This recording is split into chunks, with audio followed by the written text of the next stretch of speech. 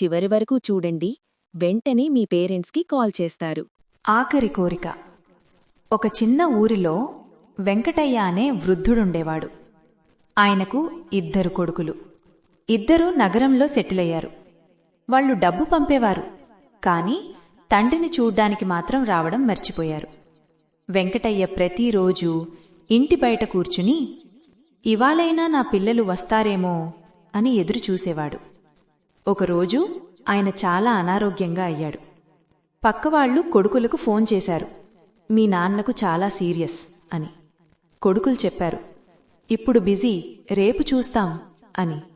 ఆ రాత్రి వెంకటయ్య పక్కింటి వాళ్లను పిలిచి ఒక చిన్న కోరిక చెప్పాడు. నా పిల్లలు వస్తే వాళ్లను ఒక్కసారి చూస్తే చాలు అని. కాని ఆ కోరికగాని మిగిలిపోయింది. మరుసటి రోజు కొడుకులు వచ్చేసరికి వెంకటయ్య శవపేటికలో నిశ్శబ్దంగా పడ్డాడు. అతని చేతిలో ఒక చిన్న కవరుంది. అందులో రాసింది, నాకు మీ డబ్బు అవసరం లేదు, మీరు నాకిచ్చే సమయం చాలు. డబ్బు పంపడం కంటే ఒక్కసారి వచ్చి నాన్నా అని పిలిస్తే అదే నా సంపద. అది చదివిన కొడుకులు ఆపుకోలేక ఏడ్చారు.